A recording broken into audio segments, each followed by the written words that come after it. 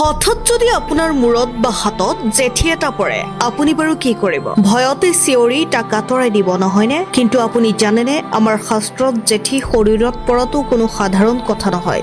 এয়া আপোনাৰ ভাগ্যৰ এনে এক গোপন সংকেত যাৰ বাবে আপোনাৰ জীৱনটো সলনি হৈ যাব পাৰে। হয়, শৰীৰৰ কোনটো অংশত জেঠী পৰিলে আপোনাৰ ভাগ্য খুলিব পাৰে আৰু ক'ত পৰিলে ডাঙৰ বিপদ হ'ব পাৰে সেয়া জানিবলৈ ভিডিঅ'টো শেষলৈকে চাওক। মূৰত জেঠী পৰিলে, যদি মূৰত জেঠী পৰে তেন্তে ৰাজ্য লাভ হয় বুলি বিশ্বাস কৰা হয়, অৰ্থাৎ মান সন্মান আৰু উচ্চ পদবী লাভ হ'ব পাৰে। সোঁ কাণত জেঠী পৰিলে ধন সম্পত্তি লাভ হোৱাৰ সম্ভাৱনা থাকে। বাওঁ কাণত জেঠী পৰিলে ইয়াৰ ফলত আয়ুস বৃদ্ধি হয়। নাকত জেঠী পৰিলে ভাগ্যোদয় হোৱাৰ সংকেত পোৱা যায়, অৰ্থাৎ জেঠী পৰিলে ধন লাভ হোৱাৰ সম্ভাৱনা থাকে। গলধনত জেঠী পৰিলে শত্ৰু নাশ হয় বুলি বিশ্বাস কৰা হয়। সোঁ চকু বা চেলাউৰিত জেঠী পৰিলে ইয়াৰ ফলত বন্ধুৰ সৈতে মিলন হয়। বাওঁ চকু বা চেলাউৰিত জেঠী পৰিলে ইয়াৰ ফলত ধন হানি বা আৰ্থিক ক্ষতি হোৱাৰ সম্ভাৱনা থাকে। সোঁ হাতত জেঠী পৰিলে ধন বা সম্পত্তি লাভ হ'ব পাৰে। বাওঁ হাতত জেঠী পৰিলে ইয়াৰ ফলত সা সম্পত্তি বা ধন হানি হোৱাৰ আশংকা থাকে। বুকু বা স্তনত জেঠী পৰিলে সুখ লাভ হয়। পেটত জেঠী পৰিলে অলংকাৰ বা আভূষণ লাভ হোৱাৰ সম্ভাৱনা থাকে। পিঠিত জেঠী পৰিলে